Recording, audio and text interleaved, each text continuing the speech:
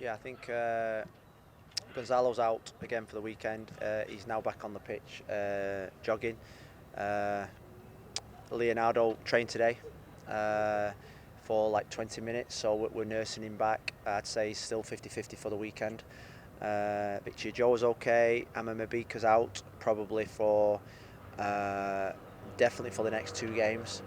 With a slight hamstring, so that's disappointing. Jovin Jones will be travelling with us at the weekend, so he's back in with us now. Ryan Saylor's back in the squad with us now because we've obviously got two suspensions. So we're going to have to work really hard in terms of finding a centre-back pairing. But what we want to do, we want to bounce back as quickly as possible. We want to get back onto the winning run that we had before. And we know it's a really tough game. We know that Charlotte have got a really good home record. But the boys have trained really well this week and they look ready for the challenge ahead. Yeah, well, I think it's because it's turf. I think the experience is he's got to be 100%. So that's why he's trained a little bit today.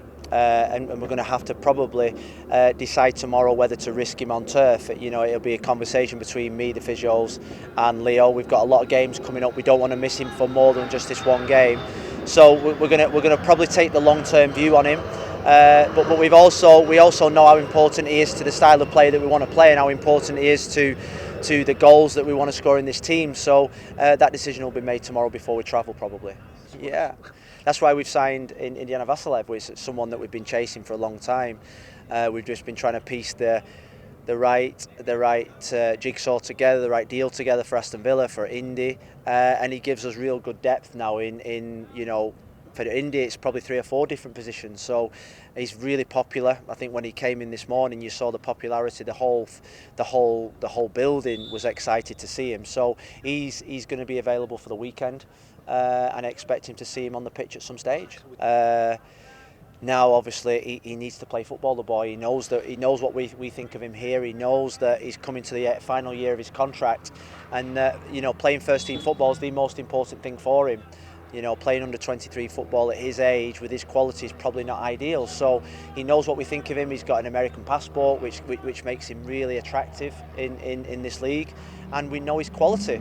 And he knows he's going to get minutes with us. And I think that's when you're a young player, you've got to decide: do I sit out at a club and just stagnate and get stale, or do I show real courage and go out there and put myself out there and challenge for a place in a league that he knows and wants to play really well in? I'd say that was probably his long-term plan: is come get minutes, impress, go back there and spring forward. There was obviously a change of manager. I'm going to say probably a lot of money spent probably in his area of the pitch with Coutinho. Danny Ings came in, so probably that didn't help him. But he knows when he comes here. We've communicated to him and to Aston Villa a lot over the last 2 or 3 months, is that we always wanted to bring him in at some point, but it's when it suited both parties. And now we're at a point. The deadline was yesterday, and now's the time when we have to just say, well, do you know what? For the next 2 months until the next window opens, we just needed more quality in the final end of the pitch. Yeah, I think like the way that I saw it was that he's a goal scorer. He knows where the goal is. He scores important goals. You think about the work that Harry Lassiter's put in, Robbie's put in. Last week that as soon as we took Robbie out, we looked a little bit lighter in wide positions. Lassiter can't play in every single game with the way that he plays over the next 3 or 4 weeks. It's going to be impossible. So we're going to need speed in wide areas and quality in wide areas, but also we're going to need goals.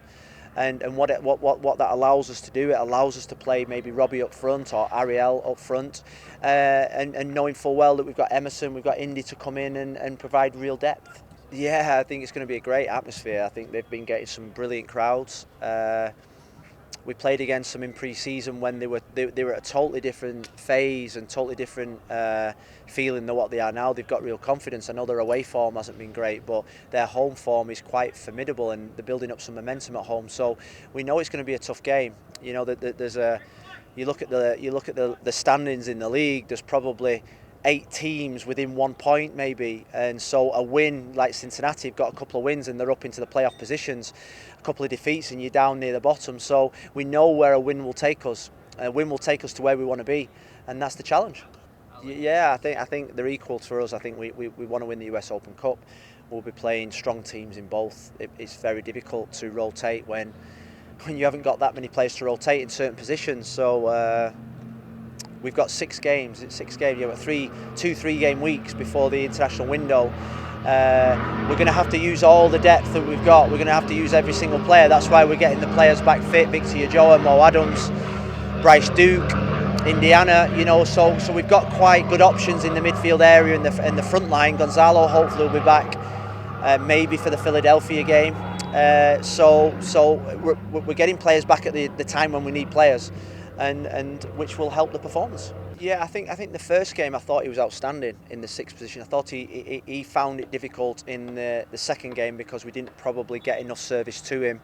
They changed their system a little bit, and we didn't show the courage, I thought, to play and use our 6, which is why we switched it a little bit during the game to put him a little bit higher up. He's an influential player for us. He's a player that we want to get on the ball, and we'll need him on the ball in Charlotte. It's going to be very hot, and we're going to need to keep the ball and keep possession well.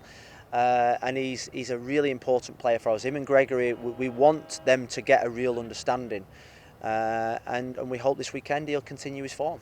It's I think if there was ever a league table at this moment in time that sums up the MLS, it's this one where you can jump up 5-6 places with one victory, and how from top to bottom the difference in quality is very little. Is that good? Is that bad? You see, well, I think what you see, you get a really evenly managed or evenly balanced league, where really then you're relying on your DPs really as the difference makers. Because everyone's got the same roster, everyone's got the same budget, and then you're relying on your DPs to make the difference, and that's ultimately probably what wins you MLS Cups, US Open Cups, and qualifies you to win the Champions League like Seattle did last night, because of that extra bit that you put on top of it. We've been working really hard all week with them to be playing together.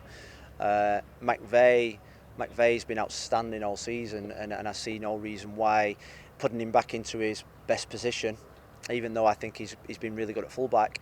I don't see that as a risk. We've got options with putting Gregory into the back 4, or we believe a lot in Ryan Saylor. When you go through those draft picks, Robbie was one of our draft picks, Ame was one of our draft picks, Ryan Saylor was one of our draft picks. We believe in the choices that we make, and we give them opportunities, and up to now they've not let us down. So we feel as if Ryan Saylor is just the next one on the conveyor belt that's going to go into the team if selected and just perform to the level that we know he can.